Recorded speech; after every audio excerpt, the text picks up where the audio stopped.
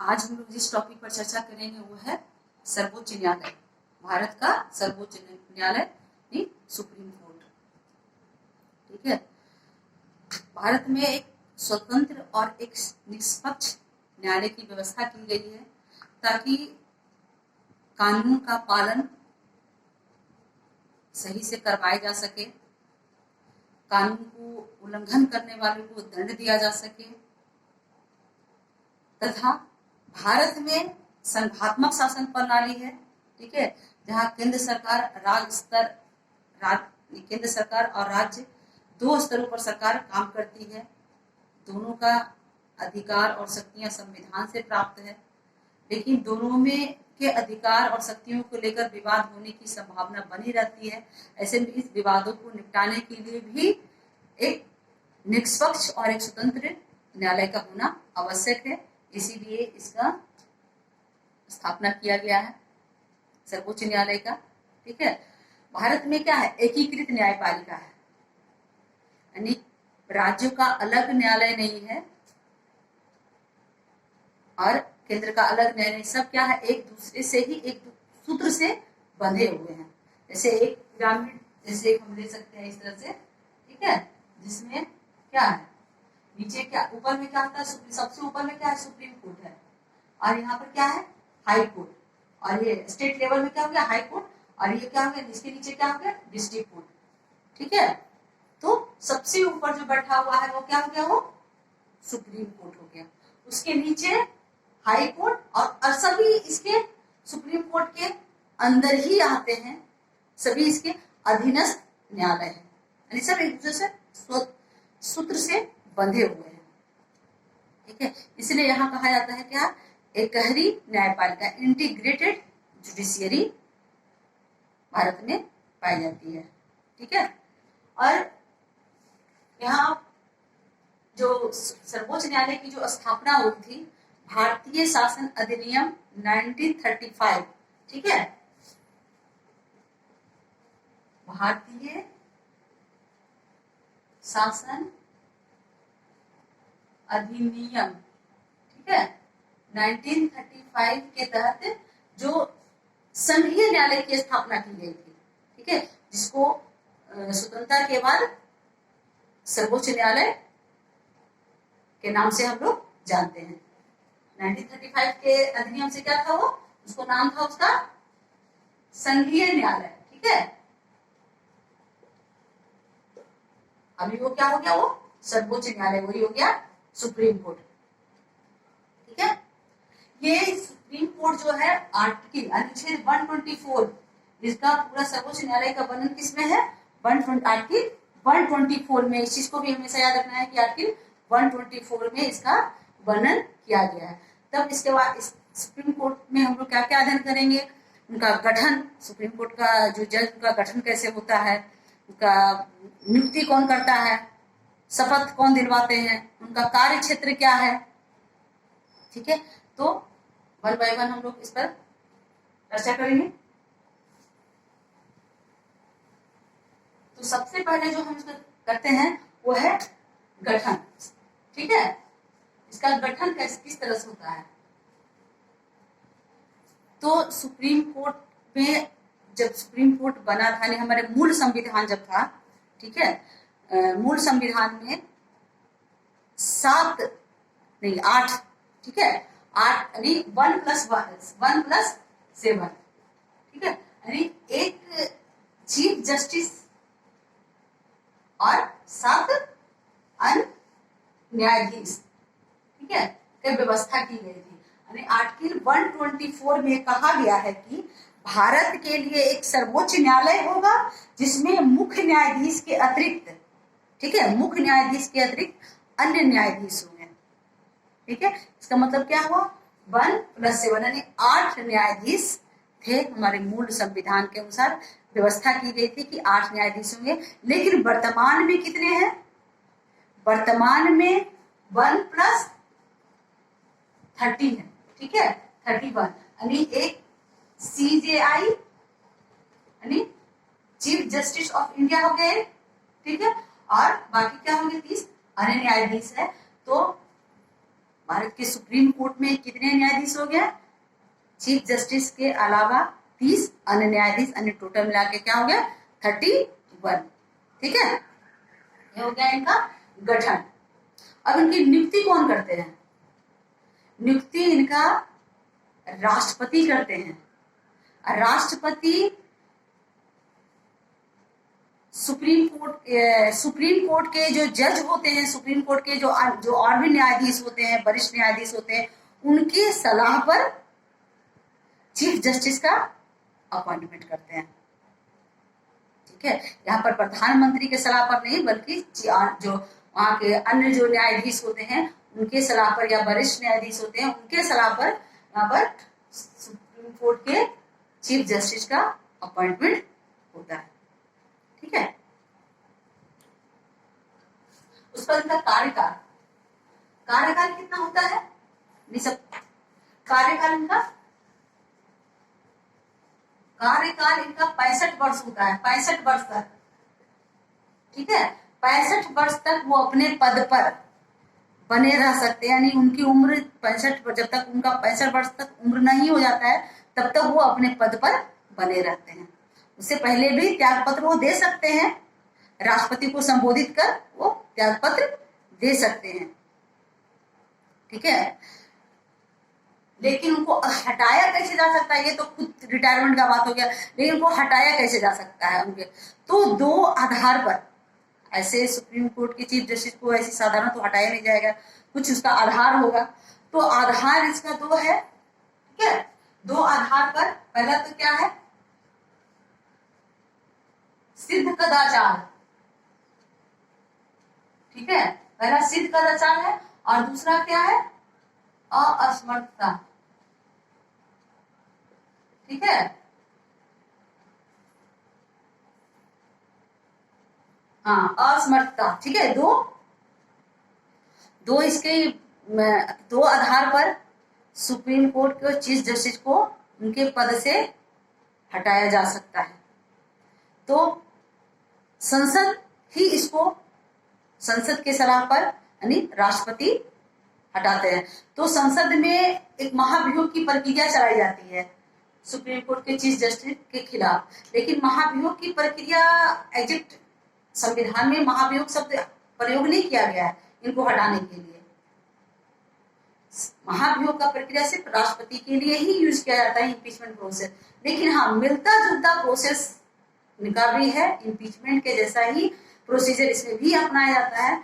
इसीलिए महाभियोग शब्द आम भाषा में हम लोग यूज कर लेते हैं, लेकिन ऐसे संविधान में इम्पीचमेंट प्रोसेस नहीं प्रयोग किया गया है। ठीक है, तो संसद के किसी भी सदन में प्रस्ताव लाया जा सकता है सुप्रीम कोर्ट के चीफ जस्टिस के अगेंस्ट, लोकसभा या राज्यसभा कहीं से भी। ठीक है, अगर दोनों सदस्य उपस्थित बहुमत के सभी सदस्यों का, कुल सदस्यों का बहुमत, ठीक है, और उपस्थित तथा मतदान करने वाले सदस्यों का 2/3 बहुमत से अगर दोनों सदन अगर पास कर देते हैं तो राष्ट्रपति उस पर राष्ट्रपति साइन कर देते हैं, तब से वो चीफ जस्टिस जो है अपने पद से हट जाते हैं। ठीक है, तो उनको ये था हटाने की प्रक्रिया। ठीक है, ये था सर्वोच्च। अब बात करते हैं सर्वोच्च न्यायालय का अधिकार और क्षेत्र, जो कि इम्पोर्टेंट है।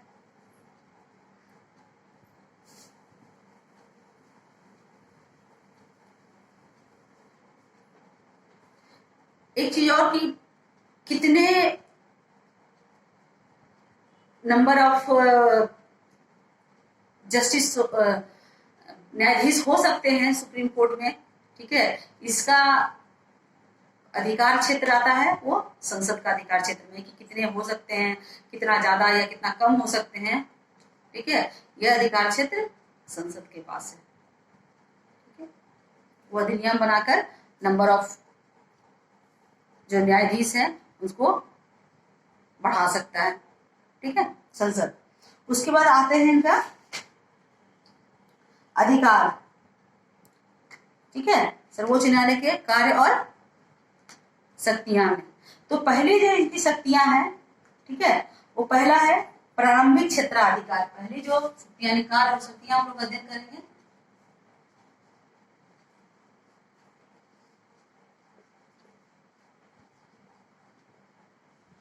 तो पहला जो है वो क्या है,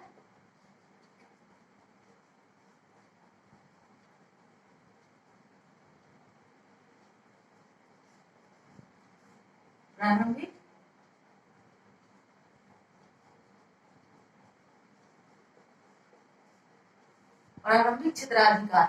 ठीक है, प्रारंभिक क्षेत्राधिकार कहने का मतलब होता है कि कुछ ऐसे केसेस जो राष्ट्रपति ही सुप्रीम कोर्ट में ही लाया जा सकता है, सबसे पहले वो सुप्रीम कोर्ट का क्षेत्राधिकार कहलाएगा, प्रारंभिक क्षेत्राधिकार कहलाएगा। ठीक है, तो ऐसा कौन कौन से केसेस है जो सुप्रीम कोर्ट का प्रारंभिक क्षेत्राधिकार के अंतर्गत आता है।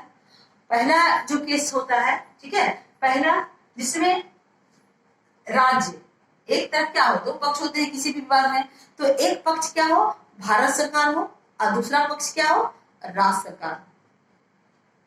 ठीक है, एक पक्ष क्या नहीं, भारत सरकार, भारत वर्सेस क्या इसको बोल सकते हैं, राज्य। ठीक है, इस तरह का जो विवाद होगा वो प्रारंभिक क्षेत्राधिकार में आएगा, सबसे पहले वो सुप्रीम कोर्ट में ही जाएगा वो। ठीक है, या फिर हो सकता है, और दूसरा हो सकता है कि भारत, एक पक्ष क्या हो, भारत, भारत कहने का मतलब क्या, संघ सरकार, संघीय सरकार, यहाँ भी संघीय सरकार ही बोल सकते हैं। ठीक है, संघीय सरकार, संघीय सरकार और राज्य हो सकते हैं वर्सेस राज्य, ऐसा भी हो सकता है। यानी एक तरफ भारत सरकार हो और राज्य भी हो उसके साथ, और दूसरी तरफ का हो राज्य, या एक से अधिक राज्य हो, ठीक है, एक तरफ, और दूसरी तरफ एक राज्य हो। तो ऐसे में क्या होता है, इस तरह का कानून, इस तरह का जो विवाद होता है, सीधे कहाँ जा सकता है, वो सीधे सुप्रीम कोर्ट में जाएगा, जो कि उसका प्रारंभिक क्षेत्राधिकार कहलाता है। ठीक है, दूसरा जो सुप्रीम कोर्ट का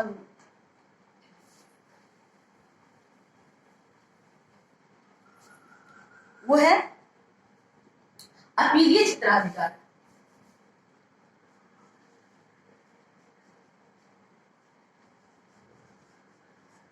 ठीक है, अभी क्या है, अपीलीय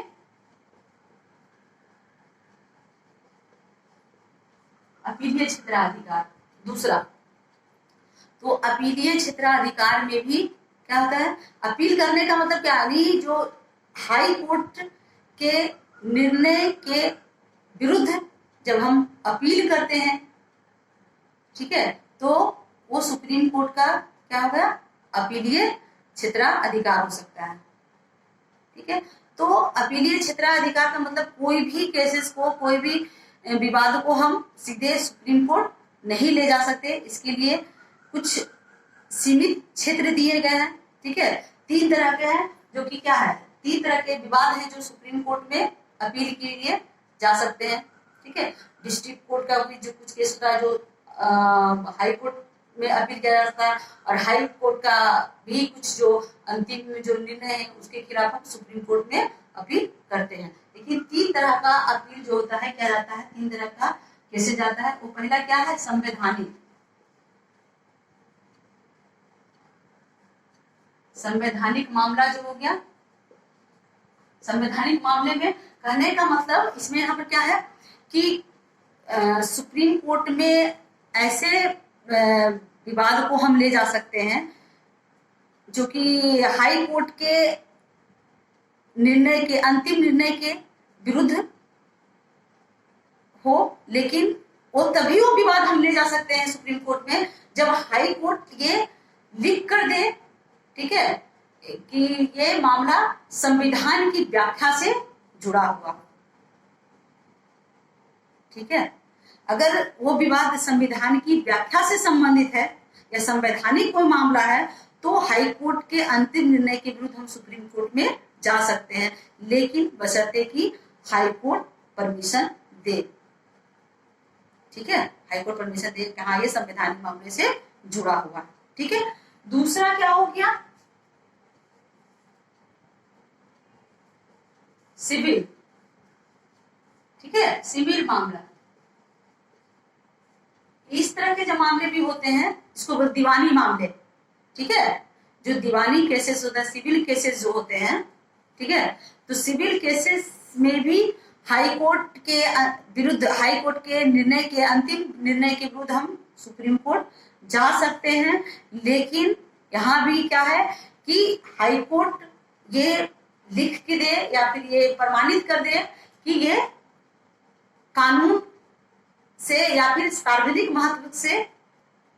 महत्व का ये प्रश्न है, ये प्रमाणित कर दे, तो उस विवाद को हम सुप्रीम कोर्ट में अपील कर सकते हैं। ठीक है, जो भी सिविल केसेस होते हैं, जमीन से जुड़ा हुआ जो केसेस वगैरह सब आता है, क्या होता है, सब सिविल केसेस में आता है। तो इस तरह का हम, लेकिन यही शर्त होता है हमेशा कि ये सिविल केसेस में कि ये हाई कोर्ट क्लियर कर दे कि ये सार्वजनिक महत्व से जुड़ा हुआ है या कानून का ये कानूनी कुछ विवाद है, तो हम सुप्रीम कोर्ट में अपील कर सकते हैं। ठीक है, उसके बाद क्या है, उसी में आते हैं इसका क्षेत्राधिकार में ही फौजदारी मामला। फौजदारी मामले में भी, फौजदारी मामला मतलब क्या होता है, क्रिमिनल केसेस जो होता है।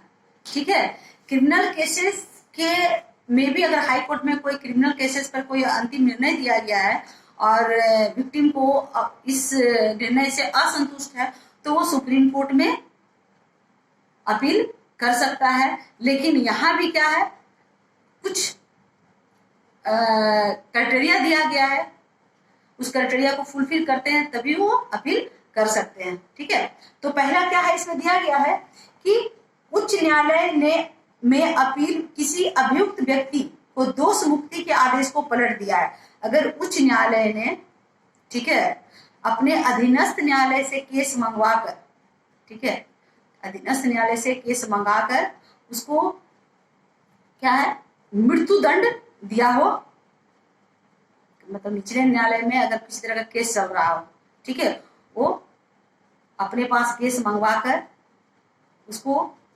आजीवन, जहां आजीवन कारावास की सजा मिलने वाली थी, वहां पर उनको मृत्यु दंड दे दिया गया है हाई कोर्ट में, तो ऐसे केस को हम सुप्रीम कोर्ट में अपील कर सकते हैं। ठीक है, और भी है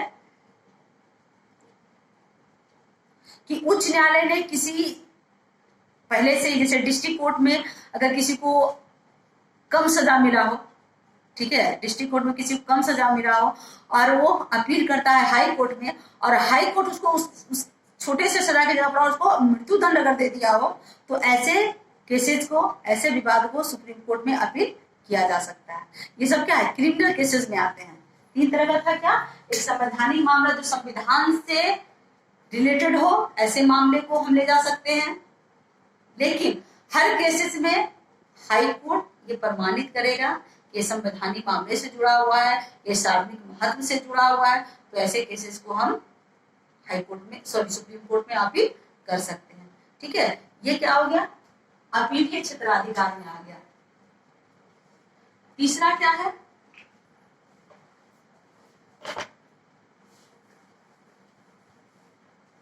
तीसरा आता है परामर्शदात्री। ठीक है,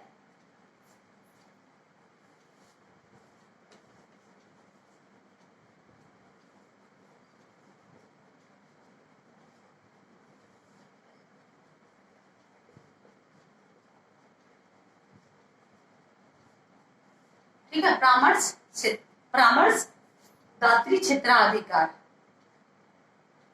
ये परामर्शदात्री क्षेत्राधिकार मतलब राष्ट्रपति को ये अधिकार है कि किसी ऐसे कुछ विवाद हो या ऐसे कुछ केसेस हो जिसमें राष्ट्रपति को ये अधिकार है कि सुप्रीम कोर्ट से परामर्श मांग सकता है। कानूनी मामले से जुड़ा हुआ अगर कोई बात हो, ठीक है, तो वह सुप्रीम कोर्ट के चीफ जस्टिस से सलाह मांग सकता है।